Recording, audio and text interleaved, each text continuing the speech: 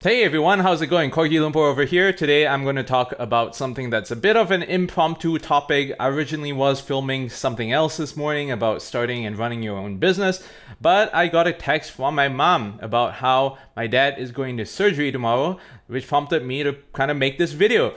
So I'm attempting to make everything in one cut over here so I don't have to do that much editing. Most of my videos, in fact, all the videos that I make on this channel so far, except the car review video that I posted some days ago, are made unscripted. And that is what I plan to continue doing moving forwards into the future on this channel, because I just want to speak my mind. I'm not just planning to prepare some points and kind of go over them like I'm in a business meeting, or kind of shill stuff to people. That's not what I do. I just like talking about life. And one of the things that I wanted to talk about in a future video is my family situation, because that is another whole bag of lovely nuts that you guys get to hear about.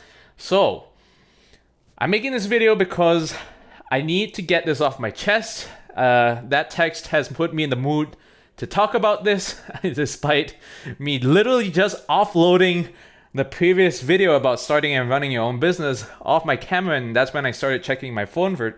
I thought someone else had texted me, and it turned out to be my mom, whom I have not talked to in the last 8 months or so. So that's a fun story that we're about to get into today. So, word of warning before we get into the main subject of this topic is that this video is going to be a little bit sensitive to some people, I'm expecting, because this is not the first time I've talked about it.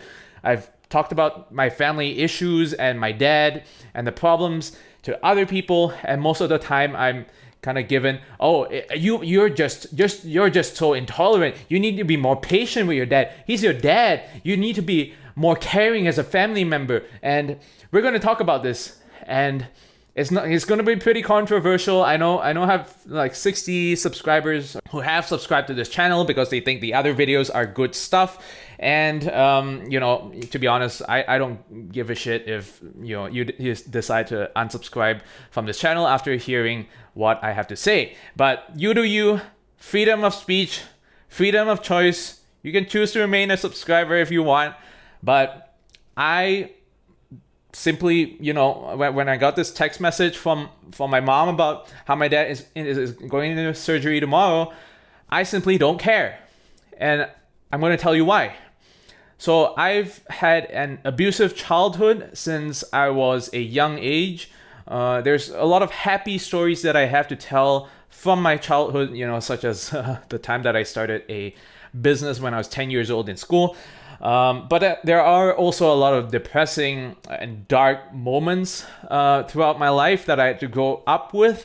And, I didn't realize this when I was growing up, but that was, one of the reasons I actually wanted to move abroad, right? So one of the things that my mom always liked to do is she used to tell us, me and my siblings, that we needed to get away from Malaysia because it's such a shitty country. It's so corrupt, and things don't work. There's all these problems. There's politics. There's blah blah blah, and I don't disagree with her in many respects. Malaysia is not the best, country that just works. But that I realized was false, right? So she made it seem like we needed to get away from Malaysia, which is such a shitty country, and move to somewhere like America, which is where she went to school as well, because it is way better and it's a first world country, blah, blah, blah. And I grew up with that. I realized just 7-8 years ago, that was pretty recent, that I did not want to run away from Malaysia, right? No, despite the negative things about Malaysia, there's a lot of good stuff that happens there as well, and I cannot deny that there are advantages, which we'll probably talk about in another video. So what was it then that was the driving factor to move out of Malaysia? I learned that it wasn't because of the country, but because I wanted to move away from my family, specifically living in the same household as my dad. That was what drove me to want to live in any place else, because if I moved out from my house in Malaysia and started working in Malaysia, the problem with that is that I wouldn't make enough money as a entry level kind of fresh graduate to be able to sustain myself living alone. I would still have to live with my parents while working until I was able to get enough promotions, enough salary in order to rent my own place, right? So the easiest escape plan was really to study in another country and then just keep working, from there and, attain residence in that country. So that's what I did in the past. And eventually I moved back to this part of the world in Singapore, which is another story that I will tell as well. It's a whole different topic by itself, not relevant to this. But eventually I moved back to this part of the world because I was able to, now get my own place and live, by myself, right? Or at least not live with those abusive, toxic as people. So how did I grow up? I like to consider myself to have had a pretty decent childhood, in the sense that I grew up in what was an upper middle class family in Malaysia, right? So I didn't really have to worry about stuff like if we could afford dinner or not, if I had to drop out of school to help my family out with their business, which is something that seems to be not uncommon in Malaysia. So I didn't have to worry about any of that. I had nice toys when I was a kid.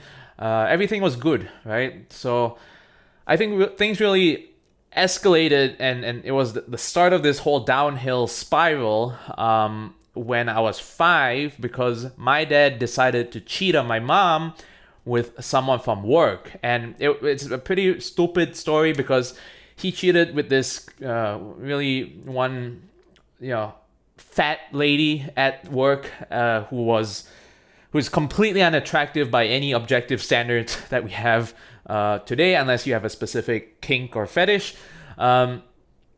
I would say my mom, compared to this lady, would be the far more attractive option. So it's not really clear to me why he cheated with this person, but he did. So my mom got to find out about it, and she called him out on it. And this was when I was 5 years old. And a lot of people ask how I remember all this stuff so vividly. I have my dash cam for my car, and I have a dash cam over here for my human body, right? So I have a form of photographic, videographic kind of memory, which allows me to remember all sorts of stupid shit and tiny details that most normal people will forget. So I remember this day clear as yesterday when my mom called my dad out. This was after work in the evening. He started beating her. He started beating her to the point where he was using his belt as well. And as a 5-year-old kid, I was telling them to stop. And what ended up happening was they went into their bedroom and they locked the door. So I don't really know what happened, but I decided to try to call the police, right? So this was a pretty crazy thing for a 5-year-old to witness. And I picked up the telephone. The thing is, I also lived with some grandparents, relatives at the time. And one of the things that my kind of consider her my foster grandmother, right, said was to not call the police, right? I had dialed 999 in Malaysia, right? That's the equivalent of 911. And she told me to put down the phone because this wasn't something that they needed to get the police involved in. And being a 5-year-old kid, as assertive as I was, I did not end up calling the police as a result. And there is still artifacts from my childhood home back in Malaysia, which is the same house that my parents, live in till today, which are, I guess, evidence that this whole incident happened, because my dad is a violent man, and he threw a lot of things around the house while in the process of beating my mom. And there's a cracked mirror that we have in the hallway, as we enter the home, that is now covered with a vase full of flowers, so you don't really see where the cracked, broken part of the mirror is, right? So that was caused by my dad back in the 90s when he started beating my mom because she called him out on cheating. And she had called up his side of the family as well. She called his cousin, which he's close with, because my dad isn't close with his parents himself, right? His mom offed herself back when he was a kid because she was a little bit crazy and she ended up drinking some kind of pesticide, and that happened. And he grew up only with his dad, whom he has had a lot of disagreements with, even till my grandfather, his dad, was at an old age. So he was close with other people in his family, such as his cousin, and that's one person that my mom had called up. And his cousin, one of my aunts, came over to the house, and she started talking with him in a manner that just wasn't appropriate for someone who had apparently just beaten his wife. She started saying things like, "Oh, how are you? How's your job? How's your work? How are things?" Like it was as if like none of this had happened, and it was just a normal household visit. And like, "Hey, how are you, man? Like, how's it going, man?" That's the level of sympathy that my relatives on my dad's side had for my mom. They didn't give a shit about how she was doing. They were somehow more concerned about how he was doing. And why? Because I would later find out that it's pretty, it became more apparent as we moved into adulthood that this seemed like normal behavior for my dad. And as we grew up, he also kind of developed a hoarding problem. I think it's something that has been around since when he was dating my mom, but it just got exponentially worse as I grew up with my siblings, to the point where I never even had a desk growing up. Since somewhere when I was 12 to 13 years old, I started doing everything on my bed, right? I would sleep on my bed. I would use my laptop. I would lie down and start using my laptop on the bed. I would do my homework on the bed. I would do everything on the bed because there wasn't a space in my 2,000 square foot childhood home to even have a desk, right? It was just full of junk and shit from my dad that we being me and my siblings, didn't have a place to do our stuff outside of our bedrooms, specifically on the beds. I'm not going to deny that there are things that my dad has helped foster that have been beneficial to my present day life. I mean, he did pay for my education when I went abroad to the US. I estimate that to be about 500,000 ringgit, right? Which kind of translates into about 150,000 US dollars, right? That's what he spent on my education. He's also paid for, obviously, the stuff that I had growing up in life, right? Such as my tuition in college, my school supplies. He would drive us to school every morning. I'm not trying to deny any of that. And that's one of the things that a lot of people have given me as an excuse that I should forgive him. Hey, your dad, drove you to school. Your dad paid for university. Like, your dad did this, did that. And they're trying to flip the table, right? These are people who are not just family members, but friends as well, who kind of try to flip the table and say that I'm not forgiving enough, that I don't give enough benefit of the doubt. So this whole abuse didn't end with me being 5 years old and him beating my mom. He would beat us and start arguments all the freaking time as we grew up, all the way till adulthood, right? So when I was in high school, he would still start fights, and these fights would get physical, right? These weren't fights where we're just yelling at each other, right?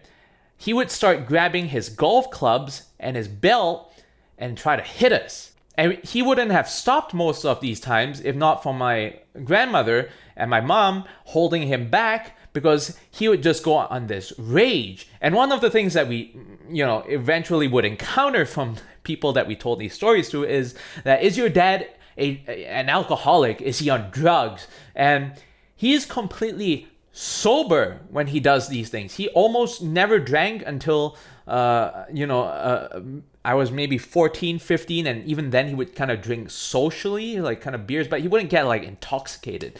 And obviously he didn't take any drugs. He would be completely sober as he got into these abusive episodes with us over stupid shit. I can name you some of these things. Like, he would want to take us to a shitty restaurant, out in the boonies, and we didn't want to eat the food there because it's just, such a dirty environment. We didn't, there wasn't air conditioning. Yeah, okay, call us pampered, right? We would kind of put up a little bit of a fuss. We want to go eat McDonald's because there's air conditioning. It's not far away. The food is it's delicious for kids.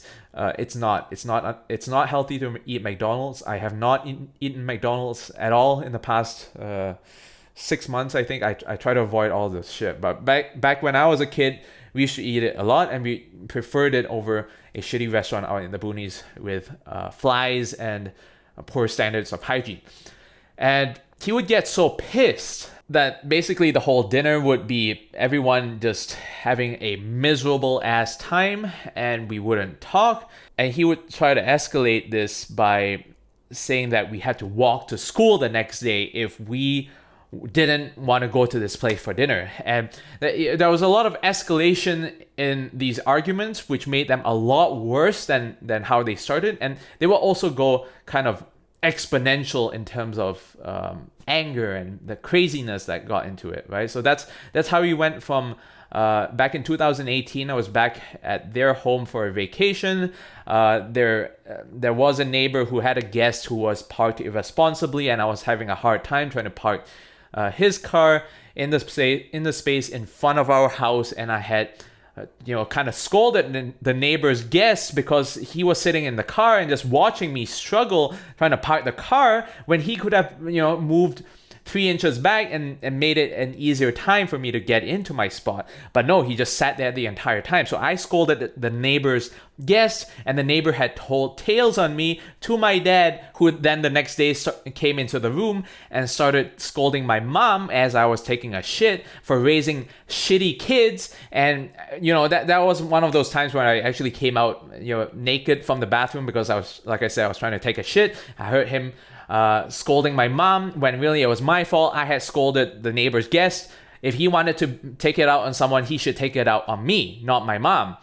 And I came out and told him that he's a little bitch coward that, has no balls, because he needs to take out whatever it is on the person who caused the trouble. You see, when I was growing up, he would do this thing where, if one of his kids did something wrong, he wouldn't just, put the blame on that person. He would start blaming everyone else. He would say, like, my mom's a shitty mom because she never taught us how to behave. And he would, talk about my grandma like being useless, despite her being the person who is raising us kids almost the entire time when my mom used to have a job. And my dad was at work till like 9, 10, 11 p.m. every single day. He was there financially, you could argue, as a dad, but he wasn't there physically nor emotionally as a parent at all. He didn't really care about how we grew up at all. And he was, projecting all of these things that he was onto my mom and my grandmother. So we got into this fight ultimately that ended up him almost poking my eye out.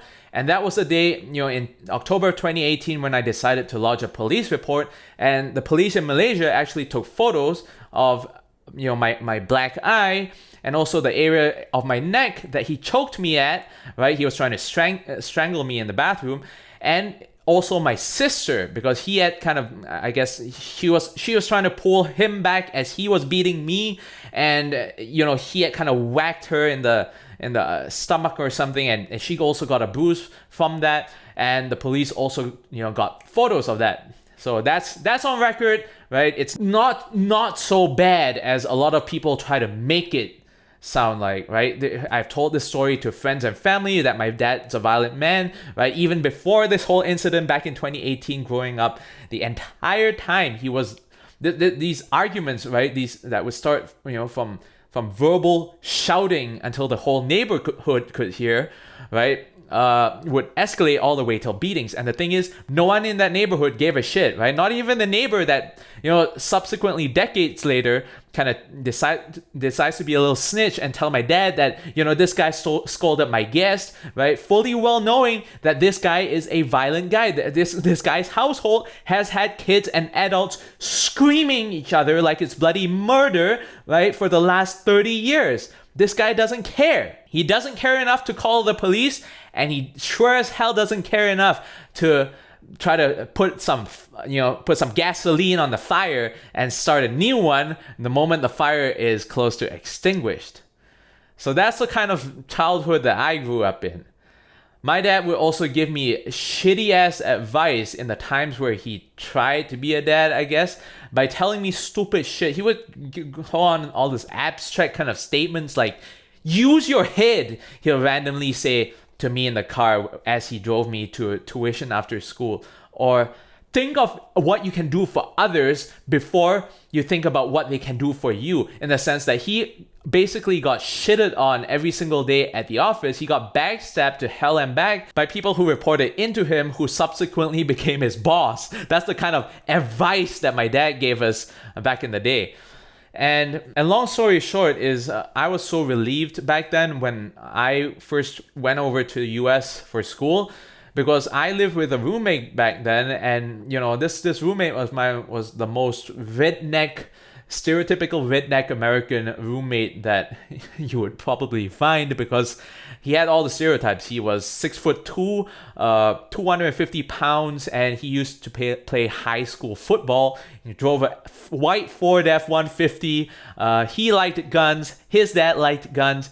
And despite being the most redneck of stereotypes, he was actually one of the nicest guys that I've ever met in my life, really, back then. And hanging out with his family, they kind of quasi-adopted me, because they saw this Asian guy who was literally something like, was it 8,000 or 11,000 miles away from home, away from any sort of family or friends, starting out life in America. They kind of invited me to all their family gatherings, whether that was lunch every single weekend or their Thanksgiving dinner. I was invited to all of those things, and it was great. And one of the things that I noticed from them is my roommate would occasionally get into arguments with his dad over some stupid shit. One of the moments that stood out to me, and that was kind of like it was one of those moment of enlightenments, was when my roommate's dad had came over with his family to take us out for lunch during the weekend, and his dad wanted to eat barbecue ribs. And my roommate was like, well, we just had that like 2 days ago with friends, and I don't want to eat barbecue ribs again, so I want to go eat pizza. And his dad is kind of like this another stereotype, right? He had this handlebar mustache, liked wearing these lumberjack shirts.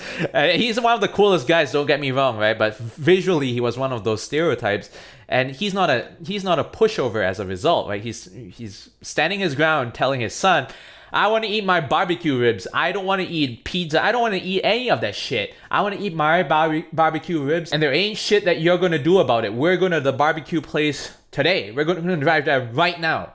I don't care what you say about food, because I'm calling the shots over here. And my roommate got into this little verbal disagreement with his dad in the truck, and I was just in the back seat kind of watching how this played out. It kind of felt awkward, like so does, I'm sure everyone's kind of faced this kind of thing where they're around their friends and their friends start arguing with their parents, and you're just there as the guest like, what should I do over here?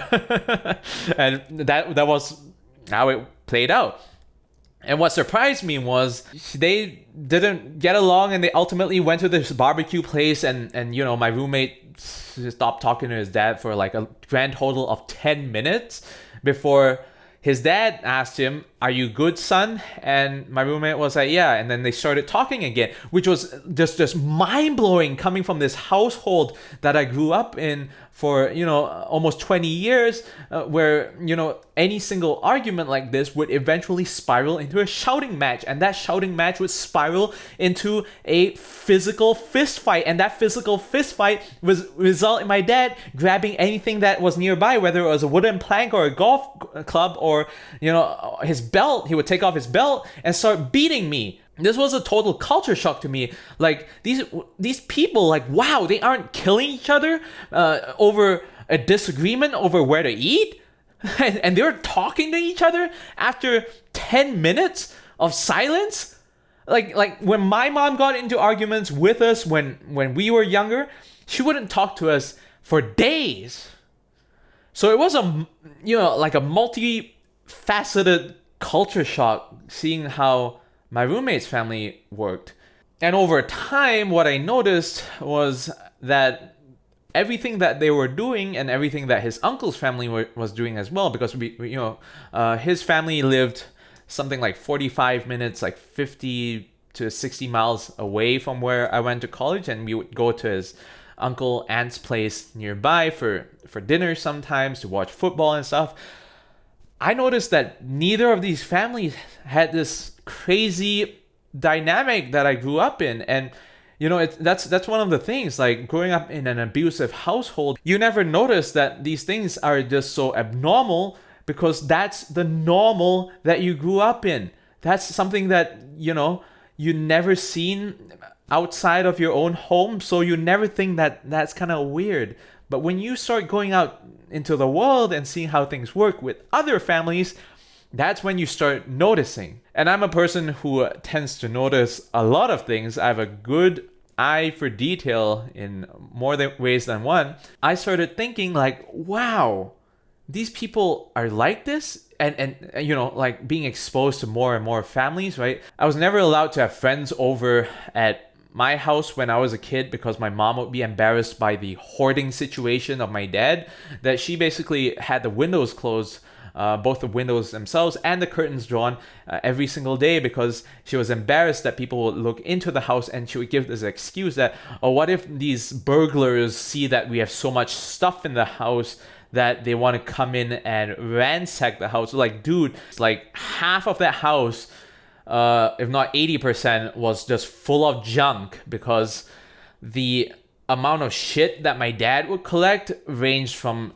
plastic boxes to like old printer wires to, old computers that never worked to a washing machine that was replaced years ago, but he still wanted to keep the old one because he said that he could fix it and we could have a backup washing machine, and we would someday be able to have that washing machine replace that new washing machine when that broke down. And that old washing machine, that the one that got replaced, never ended up getting back in service ever.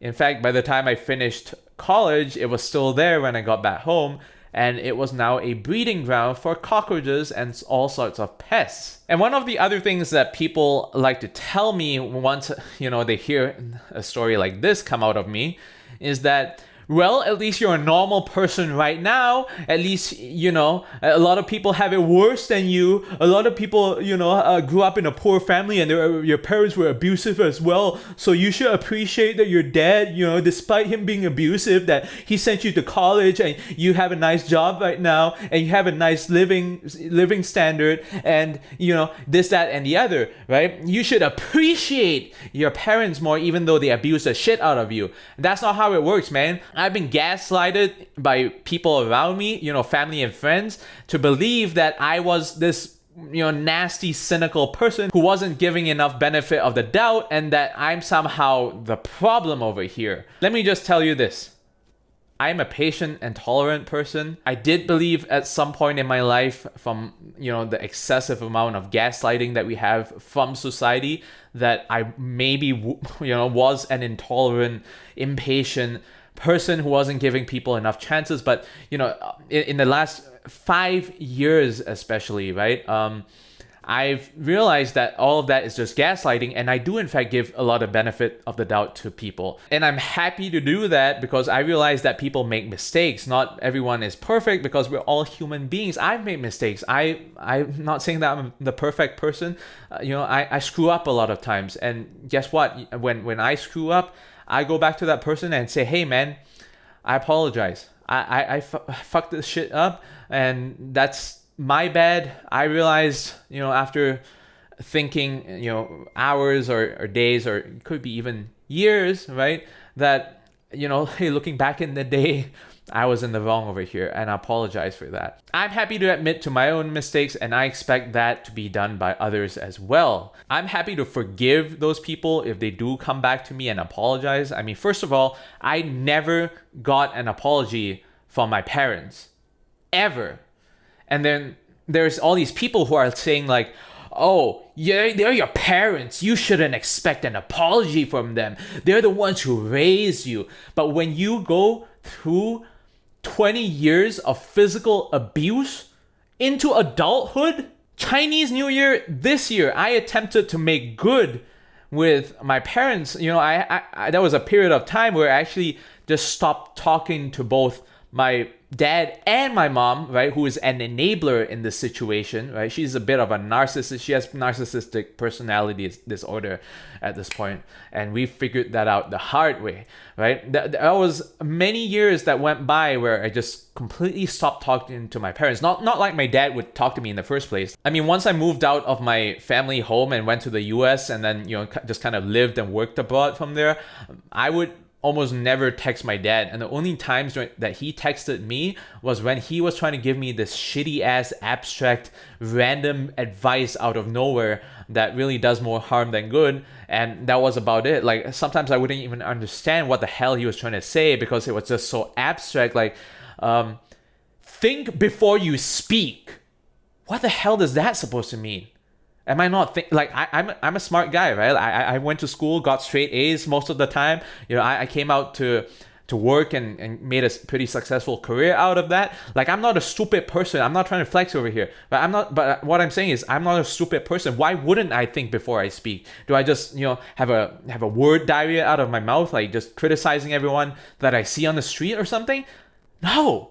What the hell is that kind of advice? I don't get it. Living in a situation where my dad started beating my mom after she called him out on cheating on her, all the way to forcing us to do things while threatening us to kick us out of the house onto the street when we were kids, right? So when he went to the hardware store during the weekend and we just wanted to rest at home because we're at school 5 days a week, right? At 10, 11, 12, 13 years old, he would basically force us to go with him and waste our entire afternoon at the hardware store with him because he would threaten us that he would kick us out of the house if we didn't follow exactly what he said. And we would believe it because he would get, verbally and physically violent if we were to not comply with what he said. So we wouldn't put it past him to actually kick us out of the house physically onto the street.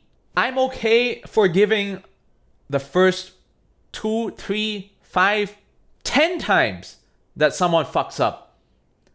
But 20 years of this bullshit that has persisted to 2018 to the point where I had to call the cops and lodge a police report, to 2024 when I try to make good with a family and visit their house for the first time and get into a freaking fist fight, which results in me reporting this incident to the police again.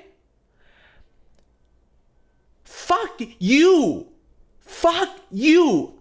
I am not gonna fucking forgive that shit. After all the torment that we've had to go through, me and my siblings and my mom, the entire time. And these are just not physical beatings. This is also mental torment in many ways, right? Both for my dad and my mom. Some people say to me that, you don't have any scars. And I do have one actually, but we'll get into that in a separate video, right? I don't have any scars from all those beatings, right? All those bruises will go away eventually, right? And that might be true, but those mental threats of kicking us out in the street, right? Or of threatening not to pay for college anymore while I'm stuck in a foreign land away from any, friends and family, right? All these mental scars are still inside my head. And I've done a lot of things in the last 5 years to actually make those scars go away. And there are ways to lighten those scars, but there's just so much shit from growing up in that household that really I don't want anything to do with that family ever again, especially after all this bullshit. And you know what? A lot of people will try to say things like, it's not so bad after all, that they think that I'm exaggerating these stories, that they think that, you know, some people just make up shit. But you know what?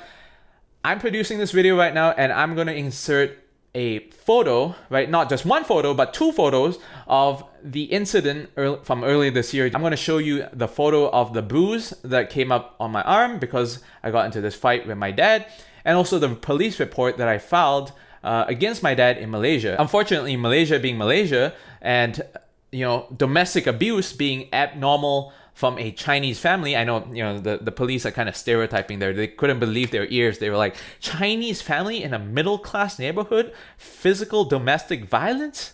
Are you sure? Is your dad on drugs? Is he an alcoholic? Yeah, they didn't really believe me either, and they actually tried to diffuse the situation by telling me that, you know, he's your dad, you know, are you really sure you want to file a police report against him? You know, like, I mean, why don't you just think about it and go back home and, you know, spend the next 3 days and get back to me? And that's one of the inspectors who was handling my case said. And you know, one other thing is the reason why there's not enough proof that my dad was abusive the entire time is because, again, our friends were never invited to the house, right? And I actually almost never hung out with anyone while in school because I was just too afraid that I would have to eventually invite them to my house after they invited me to theirs. So it was just best that I don't visit any of the few friends that I had in school anyway. On top of that, we have what we're going to get into in another video, this whole narcissist, bipolar, abusive kind of situation where we had my dad as the main physical abuser and my mom as the psychological one.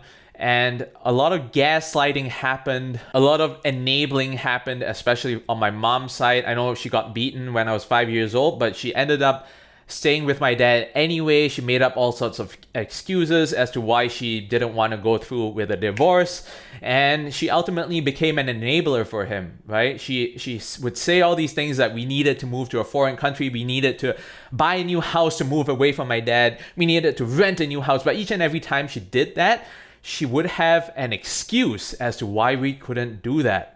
Right? She would cite that, this house looks terrible, it looks haunted, you know, the life in America isn't that good anymore in modern days, which, I mean, I don't disagree with. You know, America is a bit sad compared to when I used to live there. And she would make up all these excuses as to why she couldn't move away from my dad.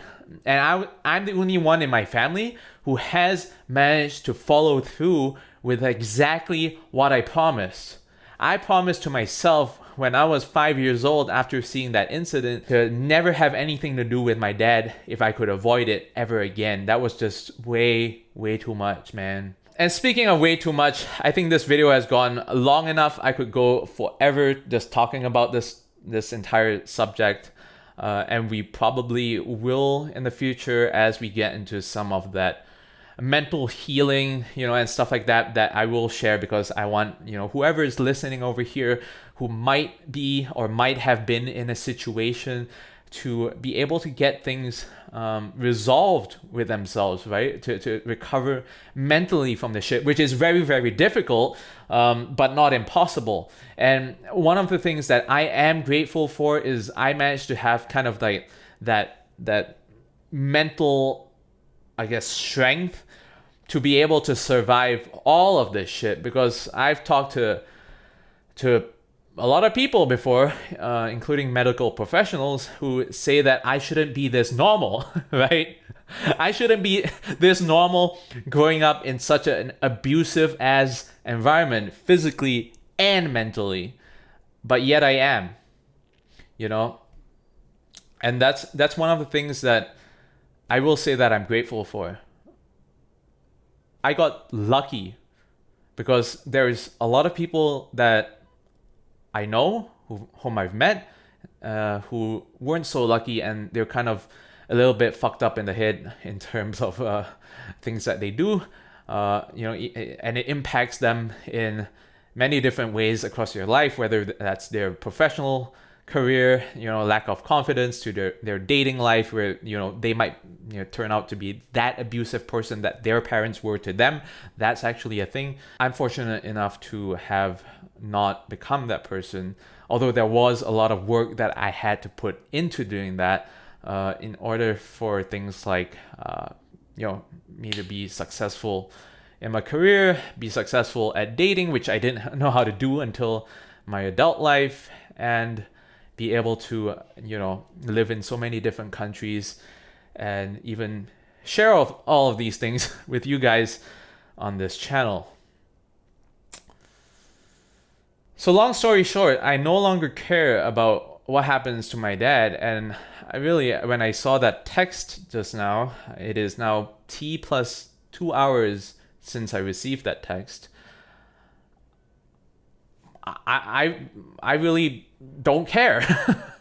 I don't know why he's going in for surgery tomorrow, and I'm not interested to find out. I don't know how he is right now, and I'm not interested to find out. And I'm not going to say that I'm sorry that I'm saying these things, right? I know a lot of people with normal parents will be very emotionally affected by this, right? I do have a friend who worked in a previous company, right, with me, and then dad actually passed away while we were in this work meeting, and she got the news, and I mean, she burst out in tears in the middle of the meeting, and that wasn't so nice. And needless to say, that meeting at work was over, and that was really, I mean, that happened last year, and that's really one of the moments that I can't relate to.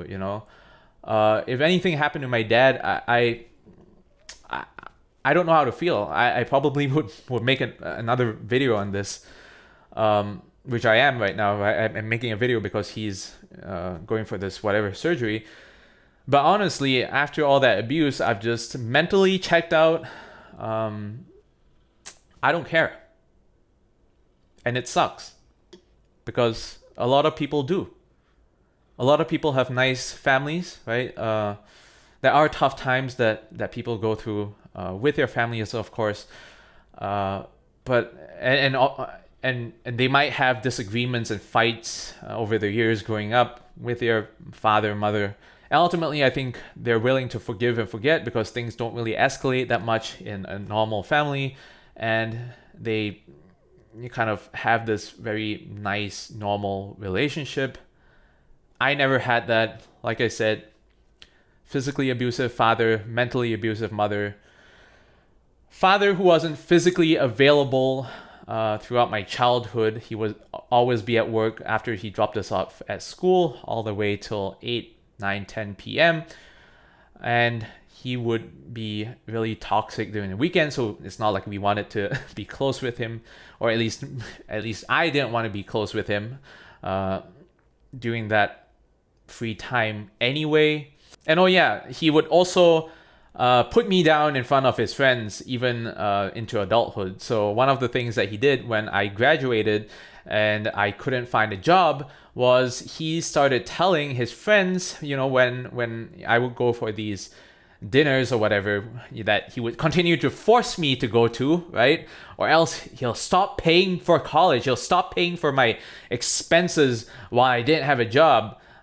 He would bring me to these dinners with his high-level friends and tell them that his son was useless, right? He would tell his friends, quote, "My son, I don't know what he does every single day. He's just sitting in front of the computer every single day. He's a useless guy. Doesn't do anything. He'll grow up just to be his mom. He will never make it in life." That's what he would say. More than once, in a serious tone, to his friends. Many of these friends are people whom he could have easily asked, "Hey, do you have a job for my son? My son just graduated. He's looking for a job. Do you want to hire him?" That's what some of his friends would tell their circle, right? He had another friend who had a son of a similar age, and that friend would go around saying how great his son was and how amazing his son was. My dad would just go around with his friends and shit on me every single time. He had no good words to say about me. And he would tell this to me all the time as well as I grew up. You will never make it in life. You will never succeed. You are just useless and lazy and stupid, just like your mom. He told this to me when I was growing up, from age 10, 12, 14, 17. That's what he would tell me. And during his manic episodes, when he decides that he wants to be, I guess, a dad and make it all up to us, that's when he pays for college and rent when I went to school in the US. That's how he makes it up. But as many people would learn, whether that's the easy way or the hard way, money doesn't buy everything. I think this whole saying where money doesn't buy happiness is a little bit of bullshit, but at the same time, it also has its basis where it comes from, in the sense that you can't buy health with your money, at least not directly. You can't buy well-being with your money. You can't buy, you can't buy your way back into your kid's heart and brain after 20 years of abusing them just by paying for college, All right, this was an unplanned video. I wanted to make another video, which I will now postpone till the weekend. Hopefully this video was informative, I guess. I don't know if it was. Hope you learned something, and have a good weekend. Have a nice day. Take care, and goodbye.